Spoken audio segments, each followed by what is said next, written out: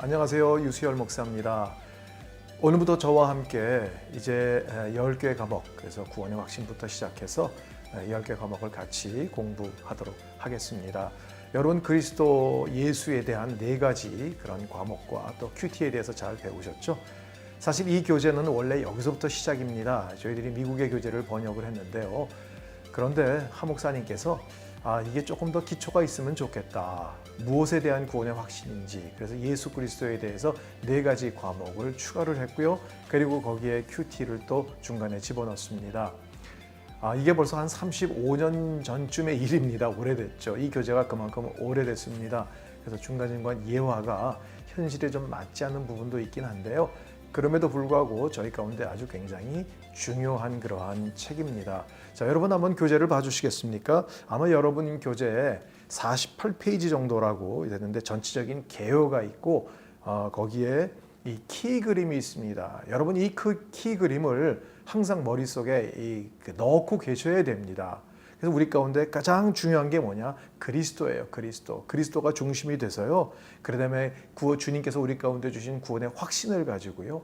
그 확신이 흔들리지 않기 위해서는 하나님의 성품이 어떤 것이냐, 하나님의 그 속성이 어떤 것이냐를 잘 알고, 그리고 나서 나머지 성경과 기도와 교제와 그다음에 전도, 성령 충만, 시험, 순종, 사역, 이것을 이루게 하는 것입니다. 그리고 나선 저희들이 1대1에 정말 16주라는 긴 시간 동안 이렇게 양육을 하고요. 또 여러분들은 이렇게 또 교재를 다시 한번 공부하고, 이런 이유가 뭘까요? 이 1대1을 공부하는 그런 이유와 목적을 저희가 분명히 알아야 합니다.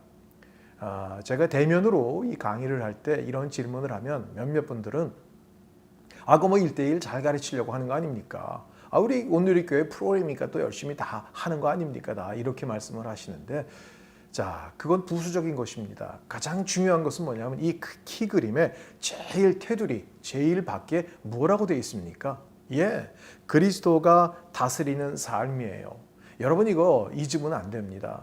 저희가 이렇게 모든 것을 공부하는 이유는 뭐예요? 주님께서 우리의 삶을 다스리는 거예요. 우리의 삶을 인도해 나가시는 거예요.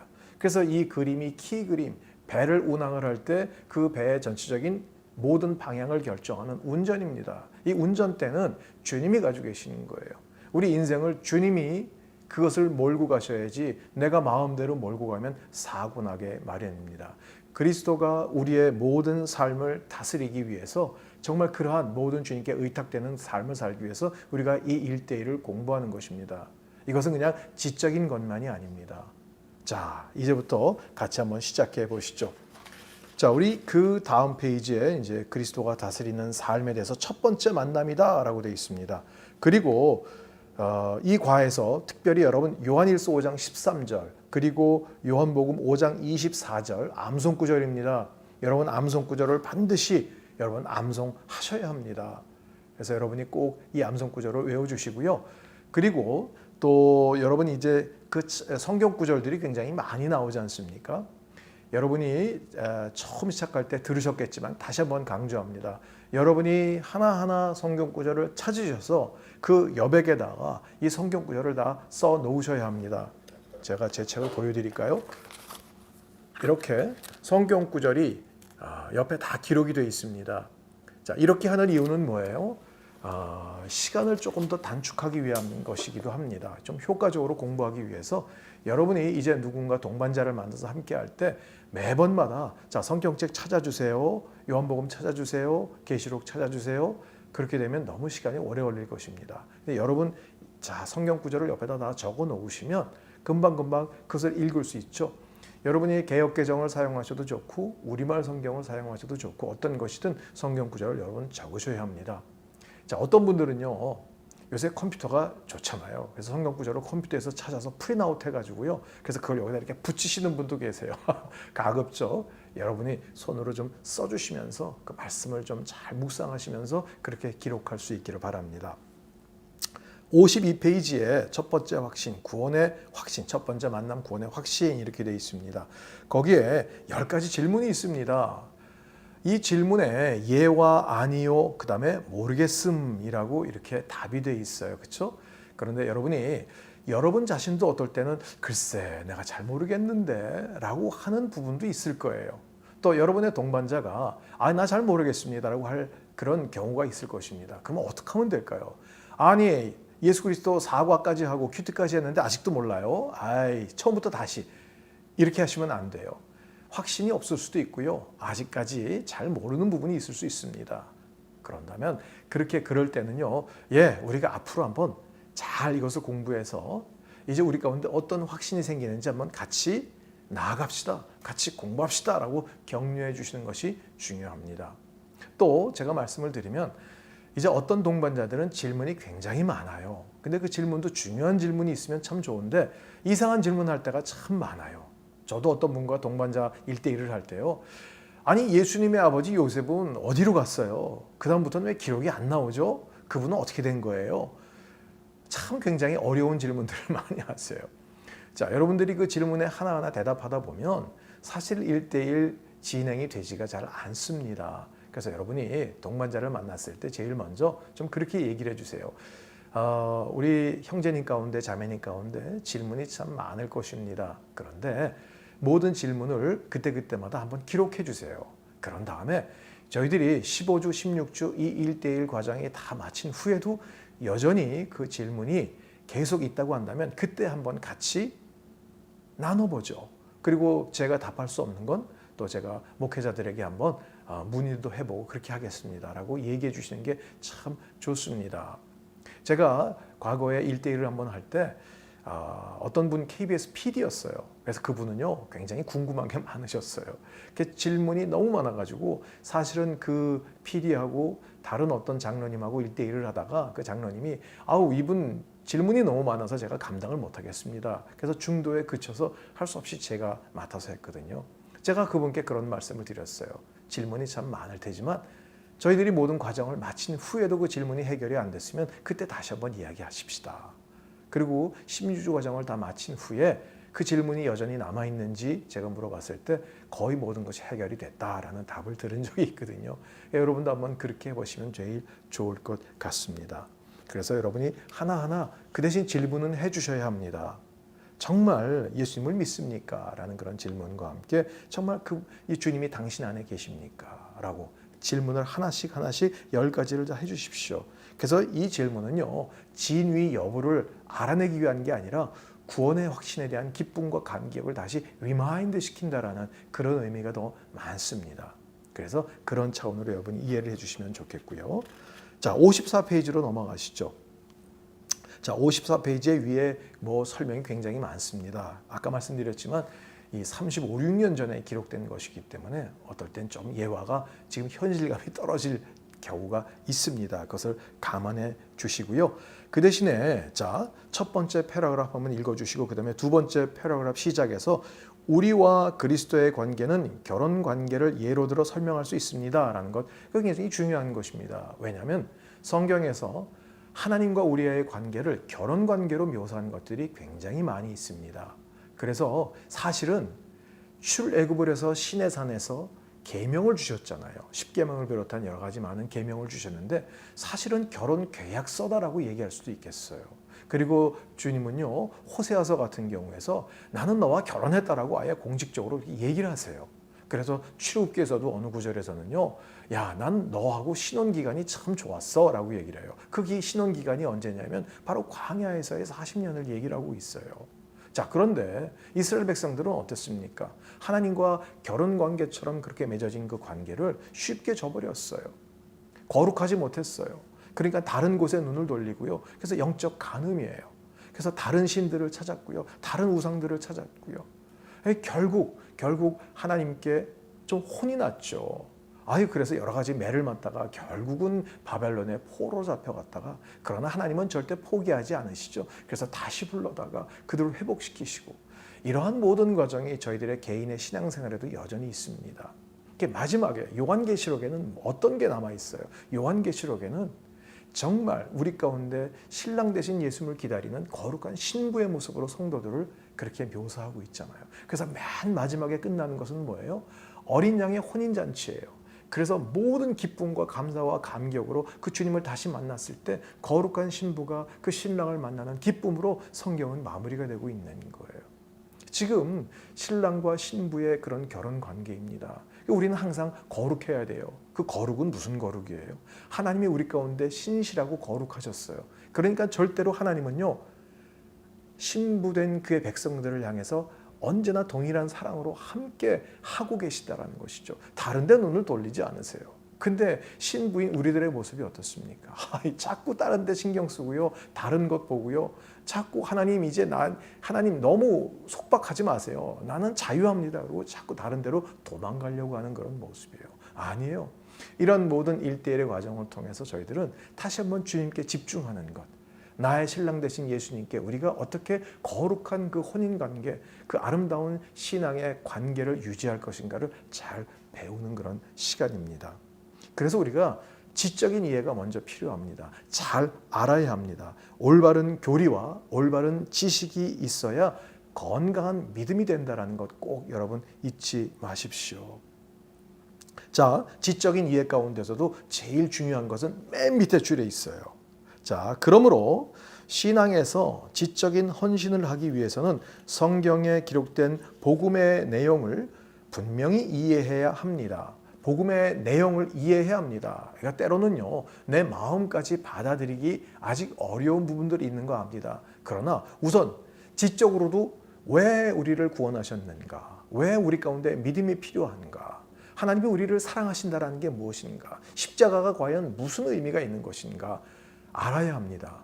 그래서 우선 머리에 잘 담아놔서요.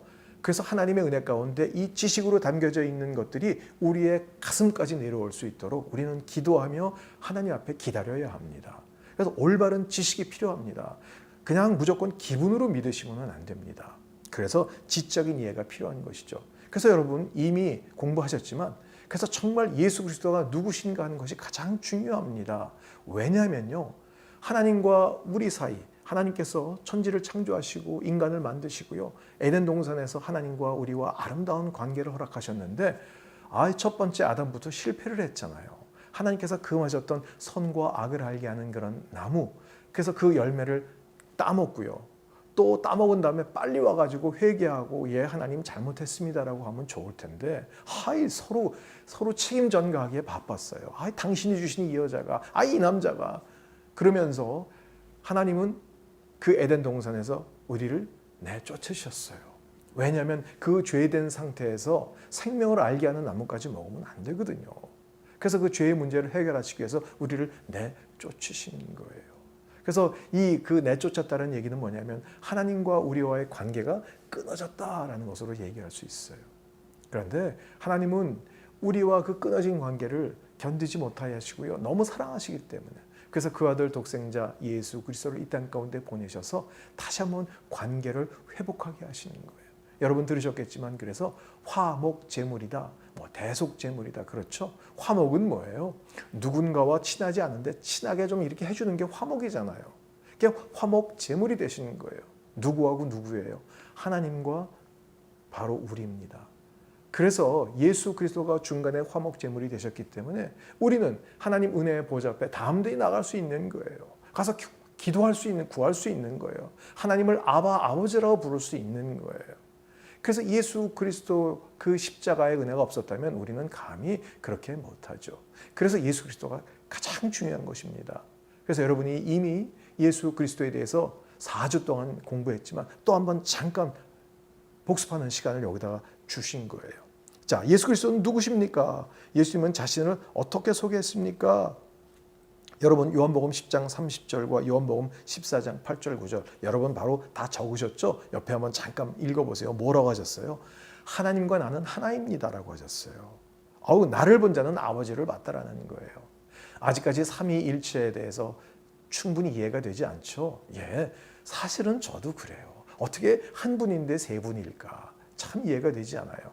그런데 이 삼위일체는 우리 가운데 분석의 대상이 아니라 믿음의 대상이에요. 고백의 대상이에요. 그래서 잘은 모르지만 삼위일체 세 분인데 한 분으로 계시다라는 거예요. 하나님은 그렇게 존재하세요. 나중에 또 한번 말씀을 드릴게요. 그래서 하나님과 나는 하나입니다. 나를 본 자는 바로 아버지를 봤다라고 예수님은 얘기를 하시는 거예요. 자, 예수님의 주위에 있던 사람들은 그분을 어떻게 소개했습니까? 마태복음과 14장 33절, 또 27장 54절, 요한복음 20장 28절에 각각 어떤 분들이 등장합니까? 배에 있던 사람들이에요. 그냥 폭풍 가운데 배에 있던 사람들. 또 마태복음 27장은 백부장이에요. 그리고 요한복음에는 도마예요.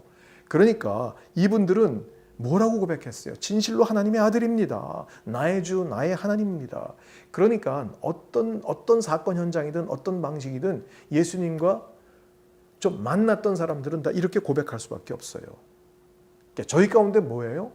아예 지금 역사적으로 우리가 실체, 몸과 몸으로 좀 2000년 뒤로 돌아가서 예수님을 만날 수는 없지만 우리 가운데는 성령 하나님이 계시잖아요. 성부, 성자, 성령이 한 분이시다라고 얘기를 했잖아요. 그 성령 하나님을 통해서 우리가 이 예수님을 만나는 게 중요합니다. 그래서 저희들 신앙 고백에서도요, 지금 굉장히 코로나 바이러스로 여러 가지가 어렵고 힘들지만 그러나 우리가 성령님 안에서 내가 정말 기도하고 말씀 가운데 주님을 만났더니 그분은 하나님의 아들이십니다. 그분은 나의 구주이십니다. 그분은 천지를 다스리시는 정말 창조주 하나님이십니다라는 이 고백이 필요한 거예요. 예수 그리스도는 하나님과 한 분이세요.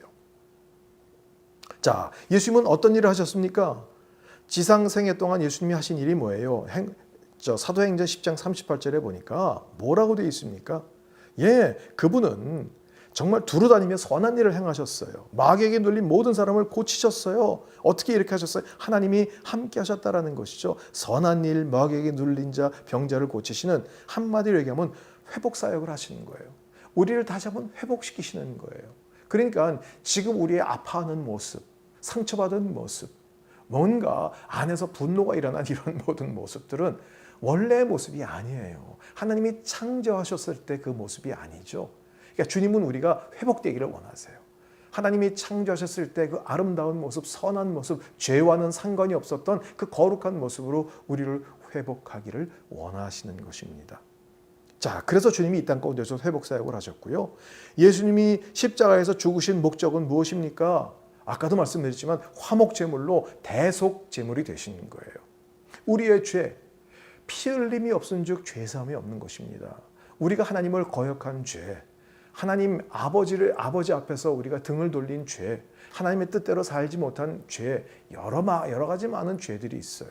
그 죄들을 해결하기 위해서는 뭔가 대가가 필요했어요. 그래서 구약에서는 자꾸 짐승들을 잡았어요. 피 흘림이 없은즉 죄사함이 없거든요. 그래서 그 짐승들을 잡아서, 그래서 거기서 피를 흘림으로 그 짐승을 잡기 전에 또 어떻게 합니까? 내가 그 위에다가 안수해가지고요, 내 죄를 전가시키는 거예요. 아니 무슨 양이 소가 무슨 죄가 있어요. 그런데 하나님이 그런 방법을 택하신 거예요. 그래서 내가 양을 끌고 오고 소를 끌고 와가지고 거기다 안수하면서 내가 지은 죄를 얘한테다가 전가시키는 거예요. 그리고 얘를 잡아요. 그래서 얘가 죽어서 피를 흘림으로써 그래서 내 죄가 용서함 받았다라는 것이죠. 그래서 구약에는 끊임없이 그러한 죄를 계속 반복을 해야 했어요. 그런데 예수님이 이 땅 가운데 오셔서 단번에 제사를 드렸어요. 단번에 제물이 되신 거예요.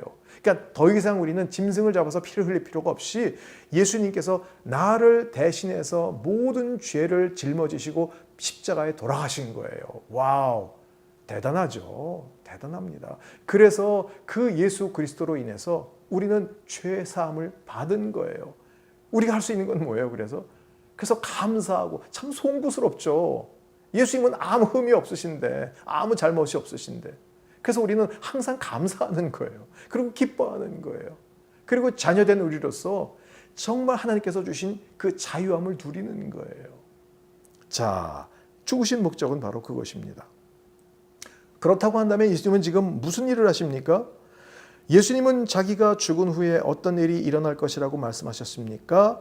제일 중요한 게 뭐예요? 부활이에요. 부활. 어떤 분들은 기독교를 좀 공격하는 분들은 그런 얘기를 해요. 좀 아프긴 아프겠지만 다시 살아날 거 아니면 나도 죽겠다 야. 뭐 이러면서 기독교에 대해서 이런 엉터리가 어딨냐. 죽은 사람이 왜 살아나냐. 참 가슴 아프죠. 자, 여러분은 얼만큼 확실하게 알고 계십니까? 자, 그렇다고 한다면 예수님은 나 대신에 모든 죄를 짊어지시고 희생 제물이 되셨어요. 그러면 예수님이 부활하신 것은 무슨 의미가 있을까요? 자, 여러분 히브리서를 읽어보신 분들은 아실 거예요. 히브리서에 뭐라고 되어 있냐면요. 그분은 정말 대속제물이면서 동시에 우리의 대제사장이 됐다고 그랬어요. 여러분 구약에서 제사를 드릴 때 특별히 대속죄일에 대제사장이요. 백성들의 모든 죄를 짊어지고요. 그리고 1년에 한 차례씩 지성소에 들어갑니다. 그 지성소에 들어가서 백성들의 모든 죄를 대속하는 거예요. 그런데 만에 하나 하나님이 난 니들 죄 용서 안 해.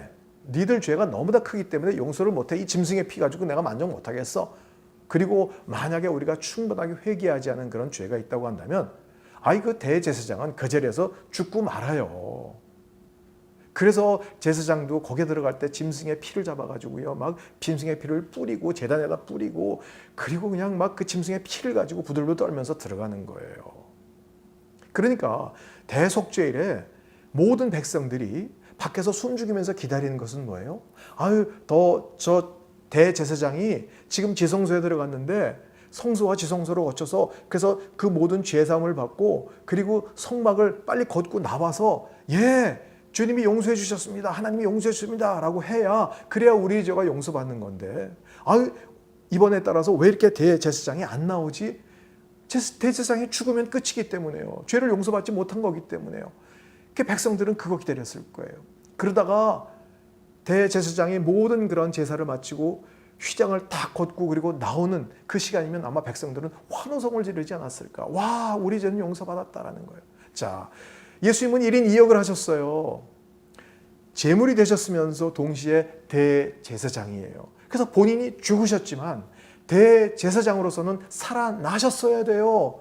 그분이 살아나셔서 우리 가운데 너희 죄는 모두 용서를 받았다라는 선포가 된 거예요. 부활은 우리 가운데 그래서 정말 큰 기쁨이에요. 십자가의 대속제물이 되신 것도 감사하고 기가 막힌데 거기다 대제사장이 되셔서 살아나오신 거예요. 그러니까 이 부활절은요, 우리 가운데 엄청난 감격과 기쁨과 감사의 고백이 있는 날이고요. 부활절만 그렇겠습니까? 아니요. 다시 살아나신 예수 그리스도. 우리 가운데는 감사의 기쁨의 고백이. 그래서 저희들은요, 사실 매일 춤을 추어도 모자랄 정도의 그런 엄청난 은혜를 받은 게 바로 저와 여러분이다라는 것입니다. 더군다나 살아나시고 끝난 게 아니라 부활하셨어요. 그리고 하나님 보좌 우편에서 뭐 하세요? 저와 여러분을 위해서 지금 기도해 주세요. 진정한 중보자가 되신다라는 거예요. 그러니까 여러분 혹시 어떤 분들 가운데 목사님, 저는 우리 부모님도 믿는 사람이 없고 가족에도 믿는 사람이 없고 저를 위해서 기도해 주는 사람이 한 사람도 없어요. 이렇게 외롭고 쓸쓸할 때가 있을까요? 막 그런 분이 계세요. 이해는 됩니다. 그러나 여러분 기억하세요. 예수님께서 지금 하나님 보좌 우편에서 여러분을 위해서 기도하고 계세요. 중보하고 계신단 말이에요. 이것보다 더 큰 그런 중보자가 어디 있습니까? 힘내십시오. 예.